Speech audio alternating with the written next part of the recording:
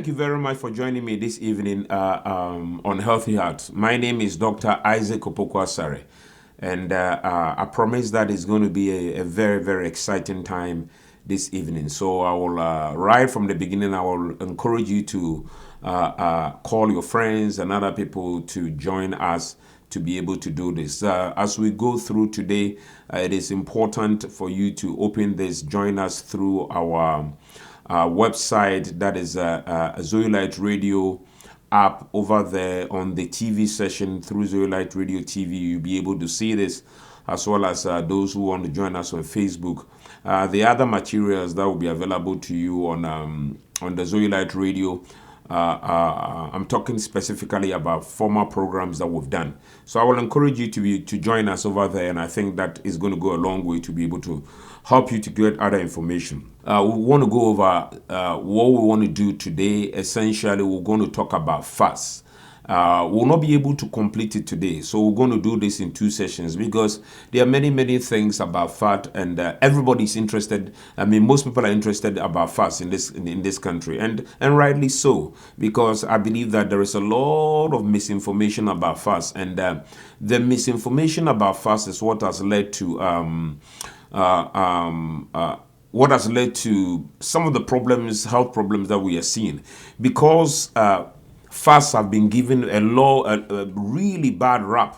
A lot of people have shifted from eating the appropriate fat, and they've ended up eating a lot of carbohydrate. That has led to the explosion of diabetes and significant cardiovascular diseases in this country and around the world. Diabetes is all over the world now, and it is primarily being driven by the consumption of polished carbohydrates, and it's all because people are trying to run away from fast, and in running away from fast, they ended up running to the sugars, and that has got big problems. And our goal is to come, after dealing with fast over the next 2 weeks, the subsequent weeks, we'll end up talking about sugars, and then we'll start talking about interesting topics like hypertension. We'll talk about heart failure. We'll talk about peripheral vascular disease, which is a major focus of my expertise. And we'll also talk about vein diseases.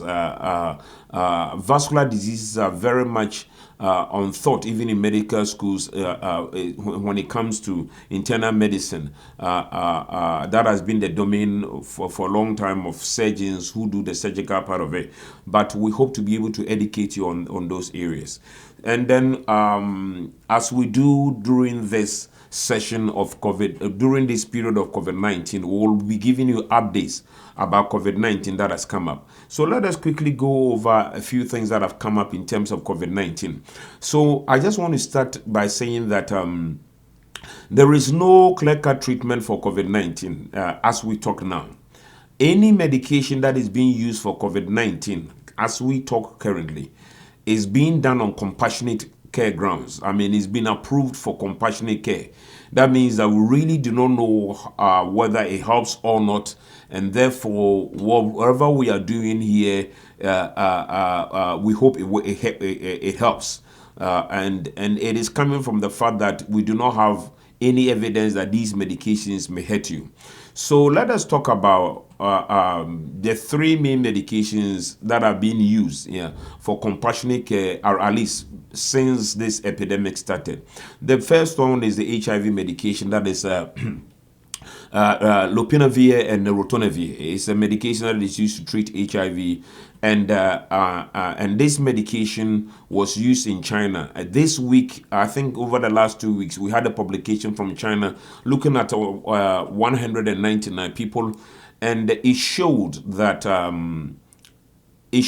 this medication, in terms of people coming to the hospital, it does not seem to help in terms of reducing their death or other health outcomes. So once again, all these medications are being given at different levels of COVID-19 infection. You need to understand that there is mild state of the infection, moderate state or intermediate state, and severe state. And these medications that are being given are given at different stages, and that is very important to pay attention to, so that we do not misinterpret the data. So this is this is the information that we have in terms of the Ropinavir and the Ritonavir medications. So another medication that is also been that has been looked at in terms of compassionate care is remdesivir. So remdesivir is the medication that is being used to treat Ebola. We all know of what happened concerning Ebola not too long ago.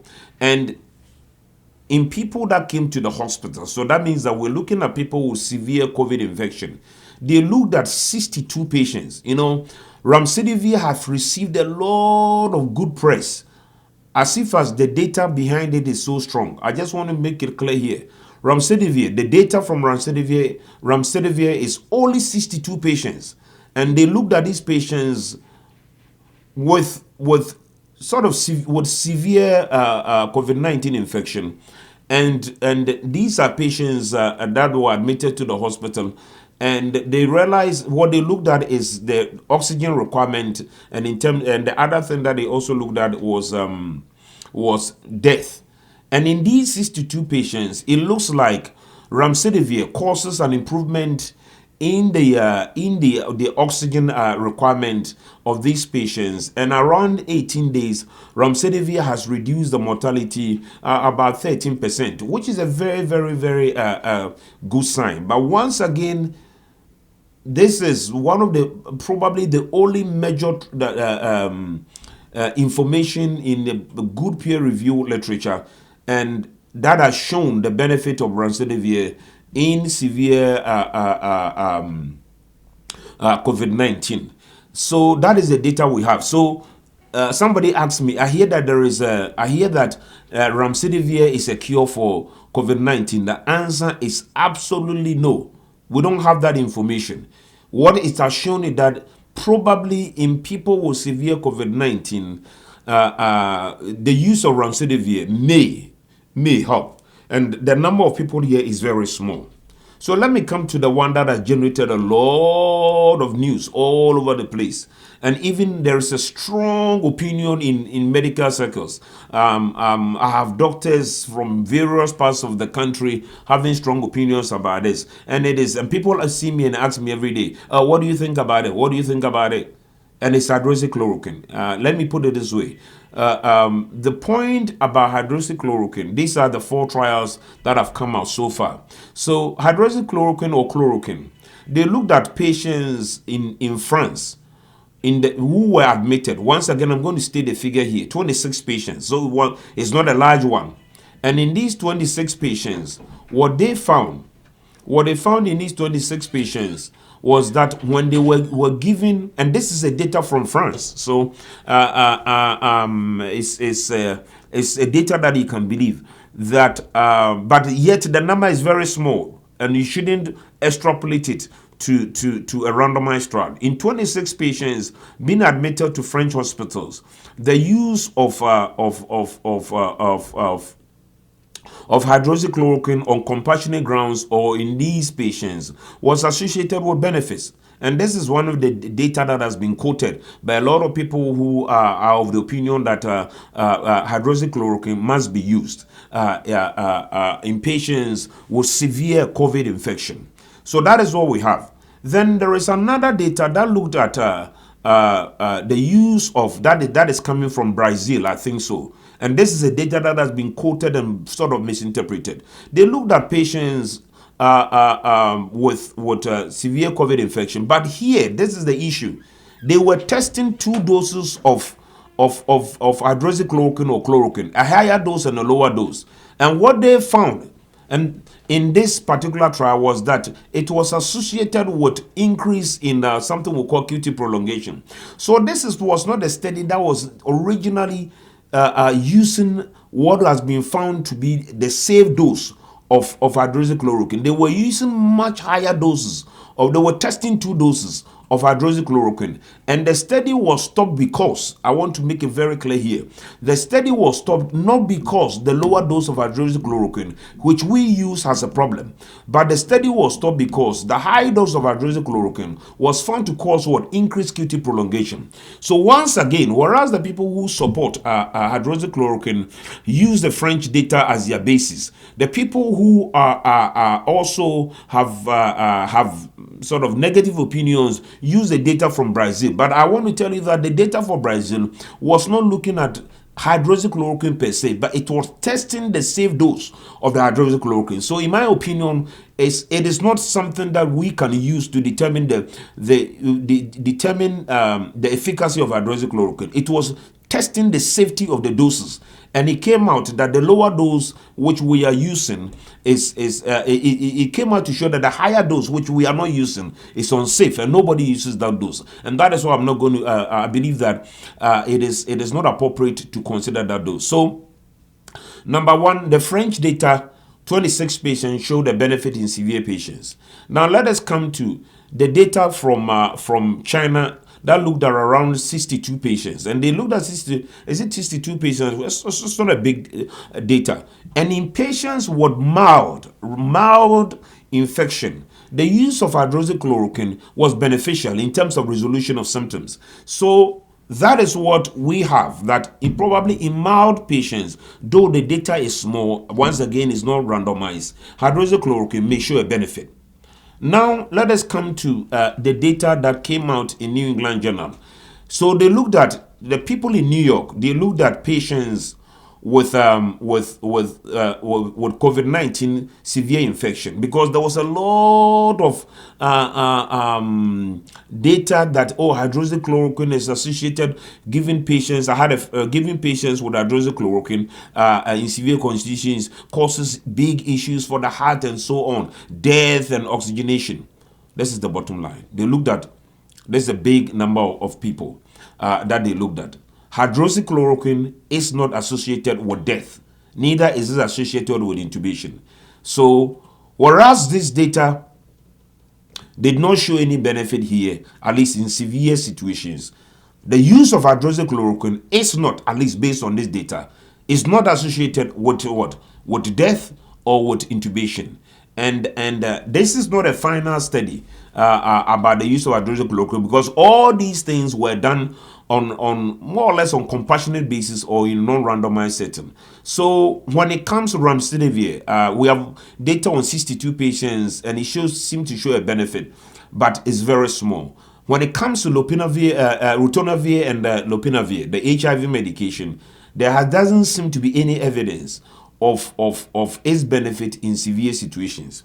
When it comes to hydroxychloroquine, we have four studies so far, and there's 3 studies, in my opinion, what I'll consider in terms of efficacy. One study showed a benefit in severe conditions, though the number is small. The big data from New York showed that there is no benefit, but it's not associated with death or intubation.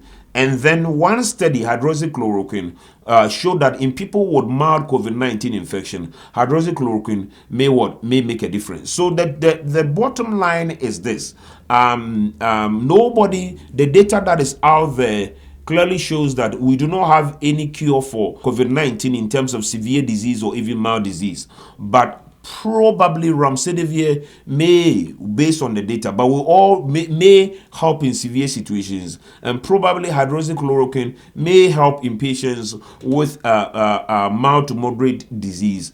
But we still need to wait for the ongoing randomized big trials to give us answers about the appropriate medications that will help us. Our biggest hope is that the ongoing trials about vaccine will turn out to be positive, and that will be able to help us once and for all to be able to put this pandemic, very evil pandemic, under control in this country and around the world. So I hope that this has sort of clarified some of our concerns concerning the current therapies that we have for COVID-19. I know all people have various form of concussions that they are doing at home and all these things. I understand anything that is going to help you is I don't have a problem with it because we don't have clear-cut answers here. But I will say that don't go about reading all that. There's a lot of information about people doing all manner of things. Remember that in one of the countries around the world, people said that alcohol is good, so people ended up drinking industrial grade alcohol and they died. They died.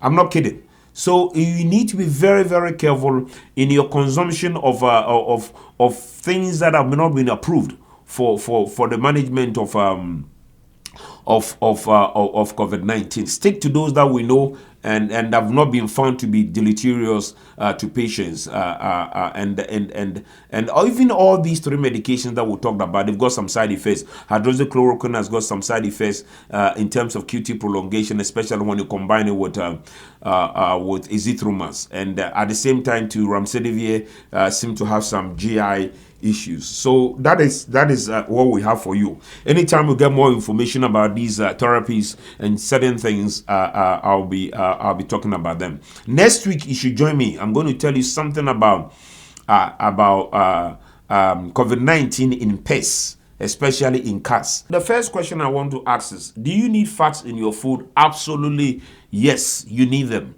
To eat food without fats in them is a problem. So don't go about being interested in eating fat-free everything. It's not good for you. It's not healthy to eat a completely fat-free food. It's not. Why? Because you need the fat for appropriate cell growth. You need our cell walls are made up of what? Are made up of fats, and you need the fat in your body. So the fat has got a lot of bad press, but fats are important. How does fat differ from the three main components of food? That is, we'll talk about proteins, we'll talk about carbohydrates, we'll talk about proteins. So when you compare fats to carbohydrates, and I'm talking about all fats, right? This is what we know. Fats are more energy dense compared to carbohydrates. Why are we saying that? Because when you take one molecule of fats, it gives you what? It gives you 9 compared to. So let's look at it this way. If you take carbohydrates, you get 4 calories per gram of carbohydrate. Whereas if you eat 1 gram of fat, no matter where the fat is coming from, you end up getting 9 calories per gram of fat. So it tells you that fats are much more dense than carbohydrates. So therein lies the problem about fats. It's not because fats are bad, but their energy was dense. And the consumption of fat in high amounts means that for gram versus gram, you end up consuming a very high amount of calories. And in so doing, whenever you consume calories, irrespective of the source of calorie, if you have excess calorie in your body, that will be converted into what? Adipose tissue, no matter where it came from. So that is why it is important for us to limit the quantity of what? The quantity of fats that you consume. Because of the fact, because they contain a higher amount of calorie. Let me make it simplistic. If you can consume 100 grams of carbohydrates, that may give you what? 400 calories. Whereas if you consume 100 grams of fat, that will give you 900 calories. So if you want to probably get 400 calories, you may have to consume only 45 grams to end up with the 400 calories compared to 100 grams of carbohydrates, because of the fact that fats are high are dense or high, their calorie content is high. So that is the biggest issue about fats that we need to settle. But once again, I want to come to this point. Fats are very important in your diet, and you need to eat the appropriate fats if you are going to have a healthy, balanced diet. Very important. So let us look at fast. All fasts are not what? All fasts are not the same. There are different forms of fast. And today we're going to show you various examples of fast that you know. There are 4 main types of fast. And as we get to each of these stages, we'll talk about it. And as I said, we'll not be able to complete the discussion on fast because it's such a huge topic. And I cannot finish it in one day. So that is why you need to join me. So what are the 4 types of fast that we have? Number 1, we have saturated fast. We'll look at what are saturated fast. Then number 2, we have trans fast. And number 3, we have what? We have a mono unsaturated fast. So the word here is saturated. Whether it is saturated or whether it's unsaturated. So just at the beginning of this classification of fast, I want you to understand, or I want it to be clear to you that the good fat is the unsaturated word. Unsaturated fat. Your goal is to consume unsaturated fat. And the unsaturated fat, we have 2 categories. We have mono unsaturated fat and we have poly unsaturated fat. So the 4 categories of fats that we need to know, I want to go over it so that it's clear to everybody. And I'm going to talk about the good ones. I'm going to talk about the bad ones. So the bad one is saturated fast. The very, very bad one, when you see that fat, run away. That's why I intentionally raise my voice. Very bad. It's called trans fat. Very bad. Evil fat. That's how I call it. Then we have the good fats, which is the mono unsaturated fats, and the another good fat is what? The poly unsaturated fat. So let's go to the saturated fat. Then we'll go to the other ones. Okay. So you see a picture of saturated fats. It's very clear to you. Why is it that what are saturated fat? So saturated fats are essentially animal fats or fats that come from dairy. And if you have the opportunity to look at a picture that is about saturated fat, where do they come from? You see, it comes from various places. If you see the picture, the meat over there. So if you have fatty beef, right? I'm not talking about the lean beef. The lean beef is good. Especially if you take it yourself and you roast it nicely, that is good. You see the pork, right? Pork has got a lot of fat. And it's not, especially the fatty part. And they are the ones that contain saturated fat. Another source of them is what? Another source of fat is butter and cheese. Oh, this country is full of cheese. It's the land of cheese. Everywhere you see cheese. You know, you go for soup. And sometimes the soup is all melted cheese with some few vegetables in it. Essentially, you are eating what? You are not really drinking soup. You are drinking cheese, right? If that is a consideration. If you look at even other dairy products like milk, I'm not big because the data about milk is a little bit controversial here. But you see that all these ones, the bacon, the sausage, you see the bacon, you see the sausage, you see the cheese. These are places for what? For saturated fat. The saturated fat, let me take it this way. Your goal is not to eat these fats. I do. I eat lamb or beef with my salad every day. I try to get the lean one, stay away from the fatty one, and more importantly, I buy the unprocessed one and I bring it home and we get it baked nicely. And whenever I'm going to show you pictures next week. I baked some of my lamb, and the amount of fat that came out is mind-boggling. I will show you some of those pictures. It will amaze you what it does. So what is the big issue here? I want to give you a perspective. You see all these saturated fat. The quality about saturated fat is that it's thick and what? and it does not liquefy. So this is the same principle in a way that happens in your heart. These saturated fats, when you eat them, they are thick and they block the blood vessels in your heart. You see how the butter sits down there. You see how the cheese is over there. And the concern about these saturated fats is that they raise the bad cholesterol in your body, which is the LDL in your body.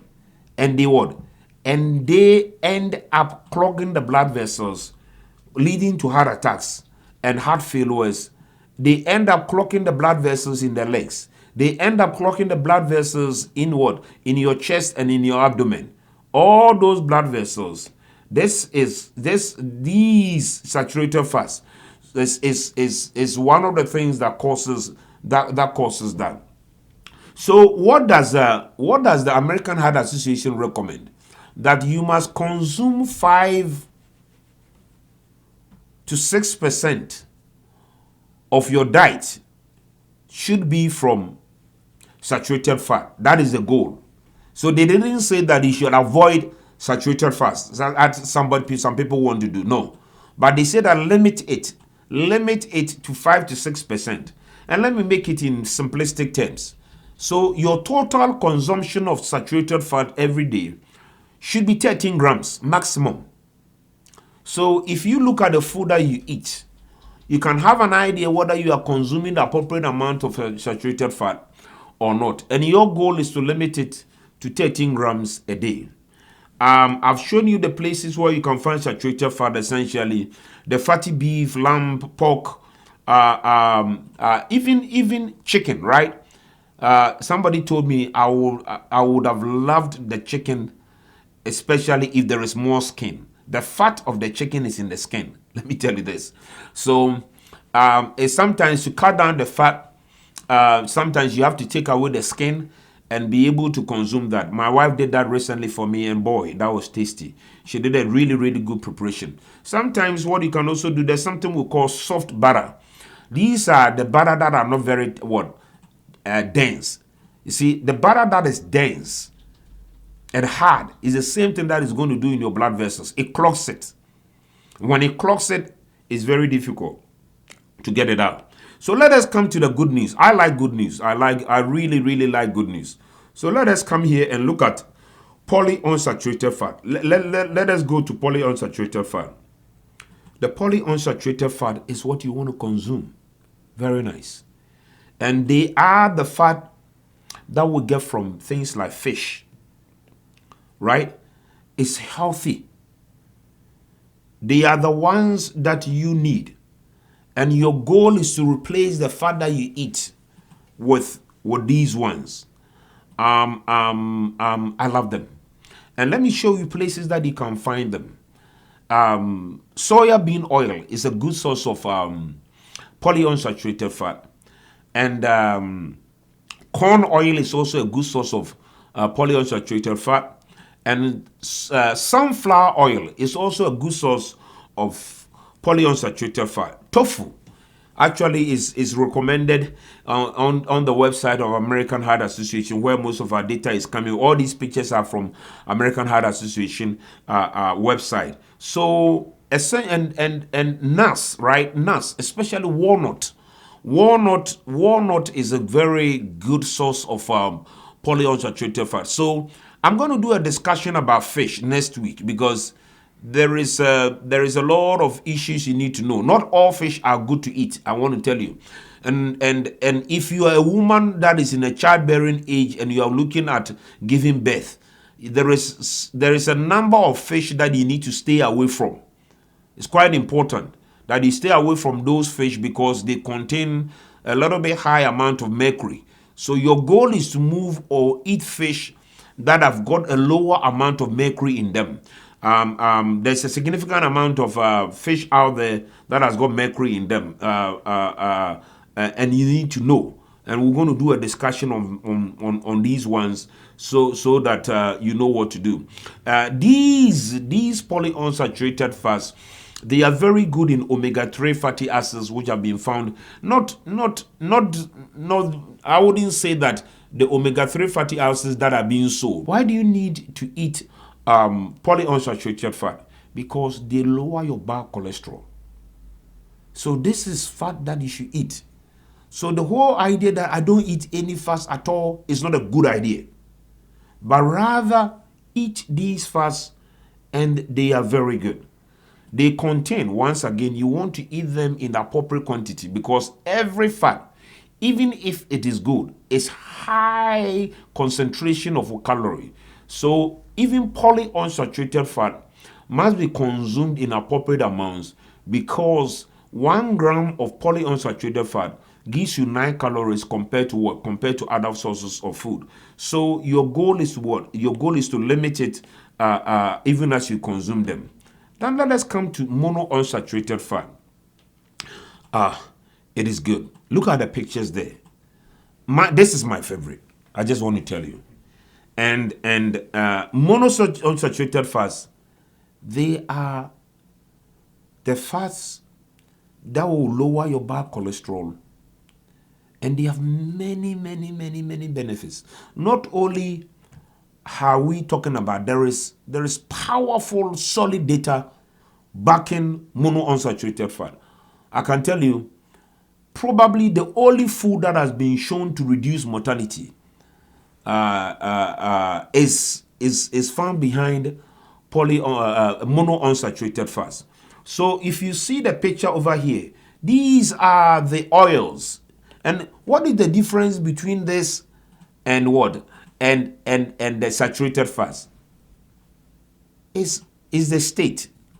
The monounsaturated fat, which is essentially number one, without the shadow of doubt, and is backed by solid data from the pre-med trial, is extra virgin olive oil. It is good. But once again, consume them in the right amounts. Because even though it's monounsaturated fat, 1 gram of it contains 9 calories compared to others. But if there is any fat that you want to eat, this is the one you want to go after. The monounsaturated fat. But we have canola oil, which is also good, that you can consume. Peanut oil is also good, right? Sesame oil is also good. These are all very nice oil. So when you go to the shop and you want to shop, you see that canola oil is a good monounsaturated fat. If you see the extra virgin oil, that is the one that I'm going to go to. Let me quote this data to you. You see, this was published in the New England Journal, and that was that made a lot of news, because this is what they found. They looked at people, they randomized people who are eating the Mediterranean diet. Mediterranean diet is essentially diet that is rich in vegetables and nuts. And they ask people to use extra virgin oil, extra virgin olive oil, and people who are using, not the extra virgin olive oil together with nuts, and they realize that the people who ate the Mediterranean diet with the extra virgin olive oil together with nuts, they lived longer than the people who were not consuming the extra virgin olive oil. So it's a powerful data that we have. So when you go out there, in terms of fast, your goal is to limit. Your goal is to limit the saturated fat, limit the butter, limit those things. Consume more of the monounsaturated fat, which is the number one. Then followed by the polyunsaturated fat. Then you consume a maximum of 13 grams of the saturated fat. You can't stay away from the saturated fat. That is the point. And no recommendation in the world says that stay away from saturated fat. You have the right to consume them, but let them be the number 3. So if I were you, I'll go for my canola oil. I'll go for my extra virgin olive oil, canola oil, sesame oil. These are the oils that are number 1. Then followed by the nuts NAS gives you that. We're going to look at various NAS next week, even as we look at the fish, the sources of fats. So the NAS and the fish oil that contains the omega-3, that will be your second one. And then your third one will be the fats from either your poultry and also from your cheese and butter and the meat that you eat. So this is the arrangement that you want to do. So look at the way you consume these ones, and it's going to help us. We're going to come back next week and talk more. But we cannot have a discussion about fast without talking about trans fast. Trans fast, the evil fat. That's how I call it. This is the evil, the bad one that causes a lot of problems, right? You know, I told people, I did this experiment. I told my daughter, I'm going to take this extra virgin olive oil and put it in the fridge. And you can take butter and put it in the fridge. When we got up the next day, the extra virgin oil was still liquid, but the butter has solidified. And I told her, this is what it does in your heart. You see how it's very difficult for the extra virgin oil to harden and block your vessels, whereas the fat hardens quickly and blocks it. So the more the fat condenses, the more the problems that you get. Let us talk about trans fat. So trans fats are simply, you see, these are man-made fats. Let me put it this way. And this is what happens in this world. When men try to manipulate things that God has done, it leads to problems. Over and over and over and over and over.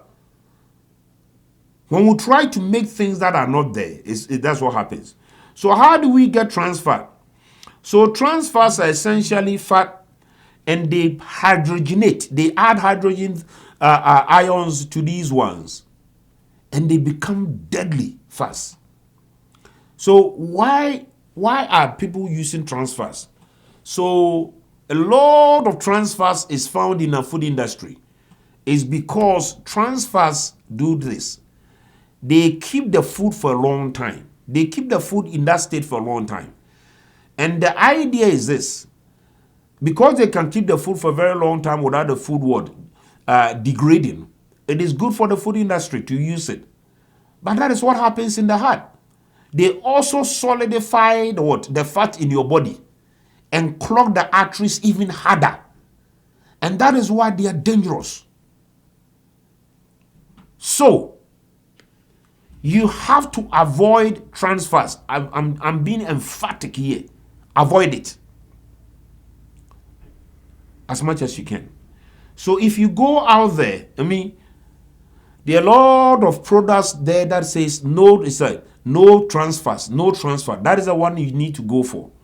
But let me tell you this. Sometimes they will not write no trans fats. They will write no trans fat, but they will write partially hydrogenated fat. Is the same as what? Trans fats. And sometimes they will not write trans fat. They will write hydrogenated what? Fats. Is the same. And what they do is the fact that they can take any fat, hydrogenate it, and turn it into what? An evil fat. And that is why you want to move away from it. Actually, in several countries around the world, right? And in many places, there have been laws that have been made to restrict the use of trans fats in food.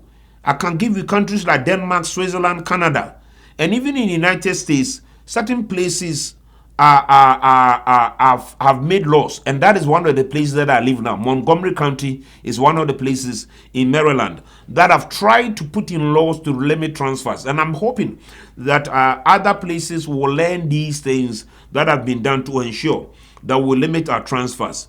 Trans fats are not good at all. So your goal is to be able to limit them.